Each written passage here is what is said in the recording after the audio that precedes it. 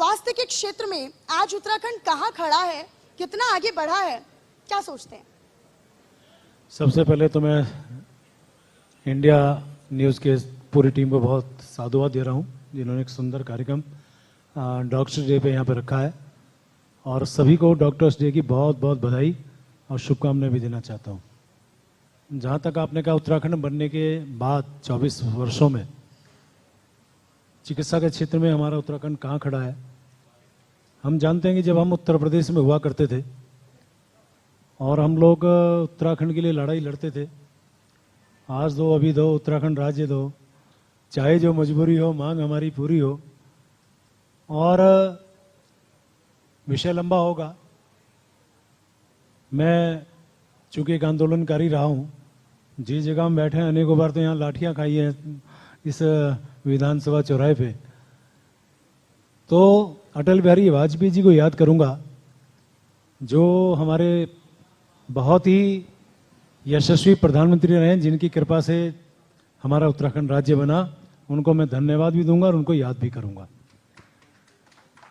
24 वर्ष पहले कभी सोचा नहीं था कि हमारे क्षेत्र में चिकित्सा की, शिक्षा की कोई अच्छी व्यवस्था होगी, लेकिन तब से लेकर आज तक मैं एक ही बात कह सकता हूं कि यदि हम अंतर की बात करें तो अनेकों आज मेडिकल कॉलेजेस, अनेकों ऐसे para medical colleges, private college, चिकित्सालय, हॉस्पिटल्स की संख्या बढ़ी है। और दूर दराज पूरे उत्तराखंड के जितने भी हमारे पहाड़ी क्षेत्र भी हैं, वहाँ भी ये सारी सुविधाएं पहुँचाने का काम हमारी सरकार, और मैं ये भी कह सकता हूँ पूर्व की सरकारों ने भी किया है। तो यानी 24 वर्षों की बात करें, सवाल सरकार का नहीं है, सवाल ये है कि चिकित्सा सुविधा हमने पूरे प्रदेश में पहुँचाने का काम किया है।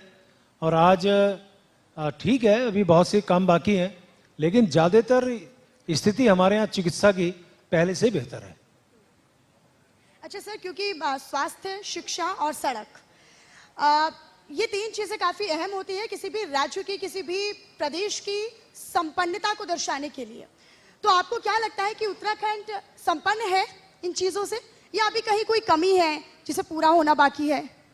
मैंने इससे पहले भी कहा आपको, शिक्षा और चिकित्सा दो एक ऐसे मुद्दे थे जिससे हमारे लोग पलायन करते थे, लेकिन आज उसमें कहीं ना कहीं रोकथाम हुई है। चिकित्सा के क्षेत्र में मैंने अपना विषय रखा, और आप जानते हैं राष्ट्रीय स्वास्थ्य मिशन यानी NHM के माध्यम से जिस प्रकार से सुविधाएं मिली हैं, सुविधाएं बढ़ रही हैं, इसके लिए मैं केंद्र सरकार का भी धन्यवाद करूंगा। और जहां तक शिक्षा की बात है, आज आप देखिए मेरा उत्तराखंड, जहां IIM है, जहां IIT है, जहां इस प्रकार के अनेकों हमारे संस्थान है, IIP है, और इतनी यूनिवर्सिटीज आज की तारीख में है, जो हमारी डीम यूनिवर्सिटीज हैं, दूसरी हैं, यानी कि शिक्षा के क्षेत्र में हमारा उत्तराखंड अन्य राज्यों की तुलना में बहुत अच्छा है। और यदि मैं यहाँ देहरादून की बात करूँ, नैनीताल की बात करूँ, मसूरी की बात करूँ, तो इसे पूरे देश भर में नहीं, मैं कहूँगा विश्व के ख्याति प्राप्त जो स्कूल थे वो हमारे यहाँ पे हैं। बड़े से बड़े नेता हों, बड़े से बड़े हमारे अभिनेता हों, बड़े से बड़े हमारे अधिकारीगण रहे हों, इन्हीं स्कूल्स में पढ़ के वो आगे निकले हैं। यानी कि ये स्कूल का हब कहा जाता है। और ऐसी स्थिति में हमारे इसी दौरान जिस प्रकार से शिक्षा के क्षेत्र में भी काम हुआ है, चिकित्सा का मैंने आपको बताया, जहाँ तक सड़क की बात आपने कही है, तो मैं एक ही बात कह सकता हूँ कि पढ़े लिखों को फारसी क्या, और क्या है, हाथ कंगन को आरसी क्या, पढ़े लिखे को फारसी क्या। तो आज आप देखिए हमारे यहाँ सड़कों को तो जाल बिछा है। मुझे याद है कि जब हम लोग देहरादून से दिल्ली कभी जाना होता था तो लगभग 6-7 घंटे लग जाते थे, और आज हम 3-3.5 घंटे में पहुंचते हैं। और मैं गडकरी जी का, माननीय प्रधानमंत्री आदरणीय मोदी जी का धन्यवाद करूंगा। अब एक जो हाईवे बन रहा है वो दिल्ली से देहरादून की दूरी मात्र 2 घंटे में पूरी करेगा, उसके लिए अपनी केंद्र सरकार का बहुत बहुत धन्यवाद कर रहा हूं। पहाड़ की तरफ जाइए आप, पहाड़ की वही स्थिति है, सड़कों का जाल बिछा है। और मैं तो ये तक कहता हूं, क्योंकि मुझे पहाड़ पे बहुत ज़्यादा जाना होता है, प्रभारी मंत्री होने के नाते मुझे ऋषिकेश से टिहरी और उसके बाद उत्तरकाशी, 2 जिले का मैं प्रभारी हूं। कोई क्षेत्र ऐसा नहीं बचा जहां सड़कें नहीं बनी है। बल्कि यदि मैं दूसरे शब्दों में कहूं कि प्लेन से ज्यादा बढ़िया सड़कें मेरे पहाड़ पे हैं तो अतिशयोक्ति नहीं होगी। यानी कि बहुत अच्छी सड़कें आज हैं।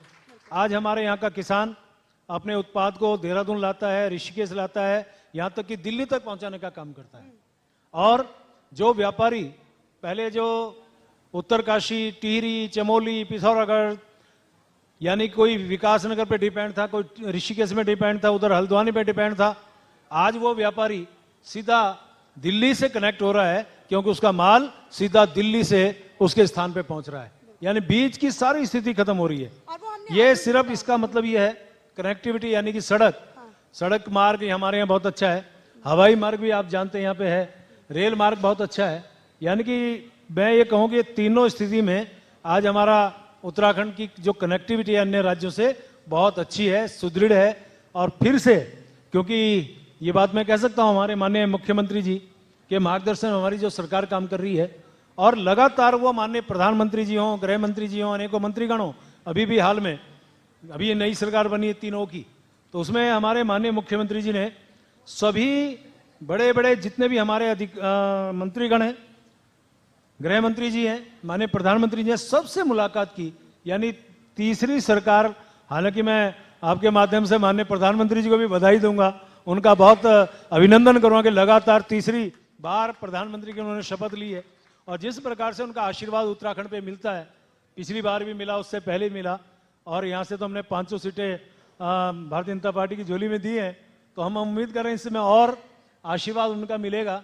कुल मिला के शिक्षा, चिकित्सा, सड़क, तीनों के क्षेत्र में हमारे उत्तराखंड ने बहुत उल्लेखनीय प्रगति की है। उसके लिए मैं अपनी सरकार को भी साधुवाद देना चाहूंगा और माननीय प्रधानमंत्री जी का विशेष धन्यवाद करना चाहूंगा। अच्छा, क्योंकि हम ये देखते हैं कि शहरी विकास के तहत शहरों को, क्षेत्रों को स्मार्ट बनाया जा रहा है, आधुनिकता की धुरी से जोड़ा जा रहा है, और हम उन्हें मुख्य धाराओं से भी जोड़ रहे हैं। और हमने देखा भी है, क्योंकि जब हम देखते थे कि पिछली बार जब हम उत्तराखंड आते थे, या अब से 10 या 15 साल पहले जब हम उत्तराखंड आते थे, तो उतनी आधुनिकता नहीं थी, उतना स्मार्टनेस उत्तराखंड में नहीं दिखती थी। लेकिन अब हम देख रहे हैं कि सरकारों के प्रयास से लगातार वो चीज़ें पूरी हो रही है, परिपक्वता के साथ और प्रतिबद्धता के साथ सरकार उनको सक्षम कर रही है, साकार कर रही है। लेकिन जहां शहर स्मार्ट हो रहे हैं, जहां पर आधुनिकताएं बढ़ रही हैं, क्या प्रेमचंद अग्रवाल जी आपको नहीं लगता कि कुछ ऐसे स्वास्थ्य केंद्र हैं जहां की हालत अभी भी खराब है, कुछ अस्पताल ऐसे हैं जिनका रुख लोग नहीं करते हैं? हम खासतौर पर निजी अस्पतालों और सरकारी अस्पतालों का अगर हम कंपेयर करते हैं, तो ज्यादातर अब भी काफी बड़ी संख्या है जो निजी अस्पतालों, प्राइवेट हॉस्पिटल्स की तरफ ज्यादा रुख करती है। तो ऐसा क्यों है आपके विचार से? क्या आप मानते हैं ये? देखिए, मैं ये दावा तो नहीं करता कि 100% हमने चिकित्सा के क्षेत्र में सफलता हासिल की है, लेकिन ये दावा जरूर कर सकता हूँ कि अधिकांश हमने अपने चिकित्सा केंद्रों में, चिकित्सालयों में, हॉस्पिटल्स में बहुत उल्लेखनीय हमने प्रगति की है, सुधार लाया है। और दूसरी बात एक और भी मैं कह सकता हूँ, एक आपने बात कही कि हमारे लोग जो है प्राइवेट इंस्टीट्यूट में या डॉक्टर्स के पास या इस चिकित्सालय में जाना पसंद करते हैं। उसका एक कारण तो ये भी हो सकता है जो आदमी सक्षम है वो प्राइवेट में जाएगा। लेकिन दूसरी बात आप यदि देखिए, जो हमारे सरकारी चिकित्सालय, मैं यदि दूर हॉस्पिटल की बात करूं, यहाँ पे आसपास के क्षेत्रों के अलावा दूसरे राज्यों के लोग भी वो चिकित्सा लाभ यहाँ से ले रहे हैं। यानी कि ओपीडी यहाँ बहुत ज्यादा बढ़ी है। आप इधर उसके अलावा दूसरे किसी चिकित्सालय में चले जाएं, मेरे यहाँ ऋषिकेश का, मैं चूंकि विधायक हूं आप जानते ही है, वहां के एम्स को आप देख लें। एम्स की आज स्थिति है कि सुबह 4 बजे से लोग लाइन पे खड़े होते हैं और चिकित्सा लाभ लेने का काम करते हैं। और इसके लिए मैं फिर आपको ये याद ताजा करना चाहता हूं कि हमारी जब केंद्रीय स्वास्थ्य मंत्री सुषमा स्वराज थी केंद्र के अंदर, अटल बिहारी वाजपेयी जी हमारे प्रधानमंत्री थे, उनकी कृपा से उन्होंने जब ये कहा था कि देश के अंदर 6 एम्स होने चाहिए और 1 एम्स उत्तराखंड में होना चाहिए और उत्तराखंड में भी ऋषिकेश में होना चाहिए, वो मेरे ऋषिकेश में आज स्थापित है। आज लाखों लोगों को उसका लाभ मिल रहा है, हजारों लोग रोज वहां चिकित्सा लाभ ले रहे हैं। जो फैसिलिटी किसी और अस्पताल में नहीं, मेरे ऋषिकेश के एम्स में है, मेरे यहाँ देहरादून में है, मेरे जितने जिला चिकित्सालय हैं उसमें है। अभी हर्रावाले में हमारा 300 बेड का अभी कैंसर हॉस्पिटल बन के तैयार हो रहा है। पूरे आप जाइए आयुर्वेद के क्षेत्र में, आयुष के क्षेत्र में, दूसरे क्षेत्रों में जितने हॉस्पिटल्स बने हैं, ये बात तो ठीक है। मैं ये कह सकता हूं कि हम पूरी तरह से दावा नहीं कर रहे हैं कि हमने सब कुछ कंट्रोल कर लिया या हम बहुत अच्छा सुधार कर लिया, लेकिन ये तो दावा कर ही सकता हूं कि इतना सब कुछ कर लिया कि आज हमारे यहाँ एम्स भी है, हमारे चिकित्सालय भी अच्छे हैं, जिला चिकित्सालय भी अच्छे हैं, हमारे यहाँ चिकित्सा केंद्र भी अच्छे हैं, उपकेंद्र भी अच्छे हैं। यानी कि डॉक्टर्स डे पे मैं कह सकता हूं कि जहां हमारे डॉक्टर्स मुस्तैदी से काम कर रहे हैं, वहां हमारी सरकार भी गंभीरता से काम कर रही है। पहाड़ी क्षेत्र में भी और हमारे नगरीय और मैदानी क्षेत्र में भी चिकित्सा सुविधाएं पहले से बेहतर है। यानी आप कुल मिलाकर ये कहना चाह रहे हैं कि लोगों का विश्वास जो है वो अब निजी और प्राइवेट हॉस्पिटल्स के मुकाबले जितना बढ़ता था, हम देखते थे कि पिछले सालों में लोग ज्यादातर सुविधाओं के अभाव में सरकारी अस्पतालों का रुख नहीं करते थे, लेकिन उत्तराखंड में अब चूंकि स्वास्थ्य को लेकर अब ज्यादा लोग गंभीर हो गए हैं और स्वास्थ्य जगत में जिस तरीके से हम अब सरकारी अस्पतालों का रुख करें या फिर चिकित्सक अस्पतालों का रुख करते हैं, तो फिर वो सरकार पे भी उतना विश्वास जता चुके हैं। बहुत शुक्रिया प्रेमचंद अग्रवाल जी। बहुत बहुत धन्यवाद।